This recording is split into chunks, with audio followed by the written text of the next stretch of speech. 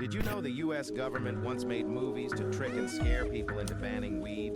These films were part of a large plan funded by the government to strike fear into everyone about weed. In this film, you will see the ease with which this vicious plant can be grown in your neighbor's yard, rolled into harmless-looking cigarettes, hidden in an innocent shoe or watch case. What a good smoke. Try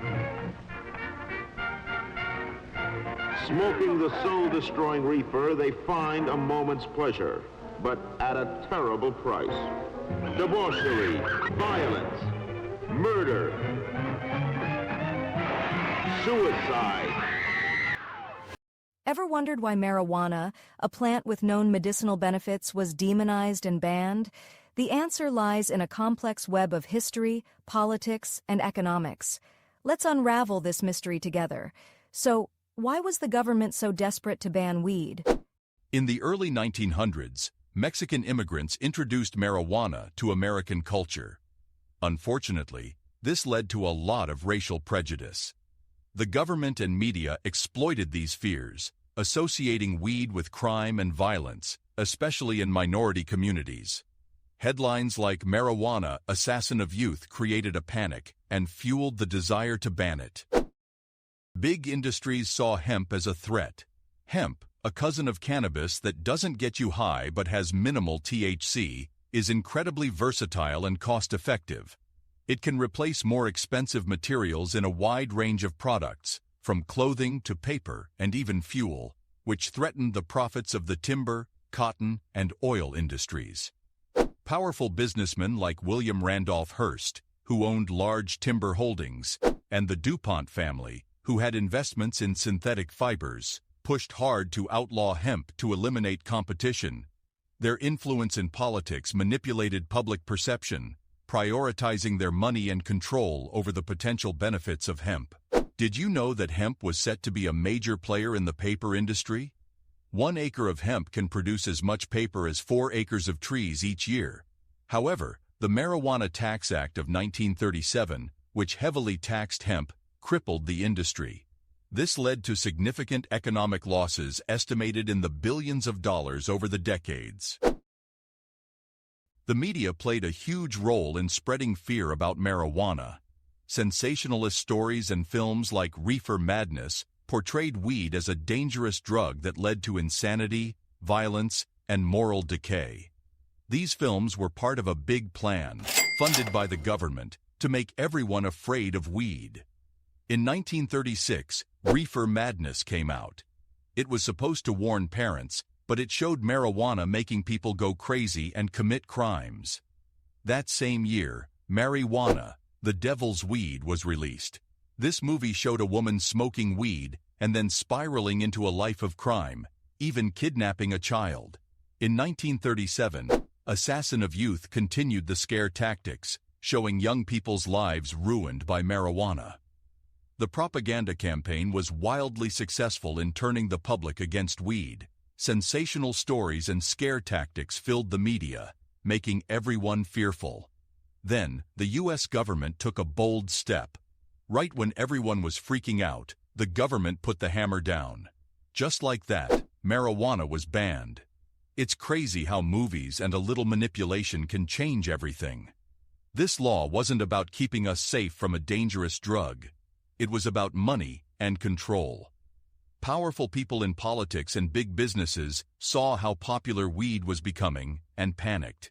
They didn't just regulate it, they slapped massive taxes on it, making it way too expensive for regular folks to buy or sell. Imagine, just like that, weed went from being a common medicine to nearly disappearing from the public. Crazy, right? The law imposed heavy taxes and strict regulations on growing, distributing, and possessing weed. Everyone involved had to register with the government and keep detailed records. The penalties for not complying were severe, making it nearly impossible to handle marijuana legally. This act was a major step in the government's campaign against weed. Harry Anslinger, the first commissioner of the Federal Bureau of Narcotics, was a key figure in the fight against marijuana. He used his position to spread racist and sensational stories about marijuana, claiming it led to violence and insanity. Anslinger was very influential and played a major role in passing the Marijuana Tax Act of 1937, which effectively banned the plant. From 1937 to 2018, about 18 million Americans were arrested for things related to marijuana. This shows how long-lasting and impactful Anslinger's actions were. By making marijuana illegal, the government had another way to control and criminalize minority communities. During tough economic times, keeping these communities in check became a way to maintain social order. For example, Black Americans were nearly 4 times more likely to be arrested for marijuana possession than white Americans, even though both groups used marijuana at similar rates.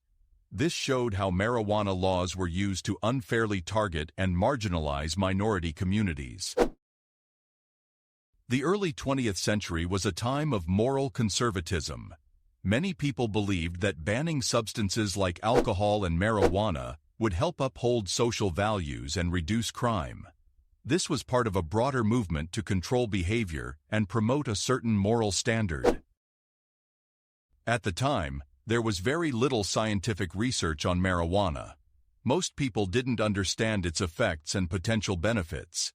This lack of knowledge allowed myths and fears to dominate public opinion and policy. For example, it wasn't until the late 20th and early 21st centuries that more comprehensive studies began to debunk many myths about marijuana, paving the way for medical use legalization in 38 states. So, next time someone says weed was banned for health reasons, think again. It's really about powerful people changing laws to benefit themselves, pretending it was for moral reasons. Now, with all the information we have online, we're starting to uncover the real story and rethink what we know about cannabis. Understanding this history helps us see why marijuana laws are the way they are today, and why there's a growing movement to change them. In recent years, the tide has turned significantly with respect to cannabis legalization. Numerous states across the U.S. have legalized marijuana either for medical or recreational use, reflecting a major shift in public opinion and governmental policies. Around the world, many countries have completely legalized cannabis. This challenges old ways of thinking and encourages other countries to rethink their marijuana laws. Considering the profound changes and the shift in public opinion towards cannabis, isn't it time for the United States to reconsider its stance and move towards federal legalization of marijuana rather than maintaining a fragmented legal landscape across different states? What do you think is holding back this move to complete legalization?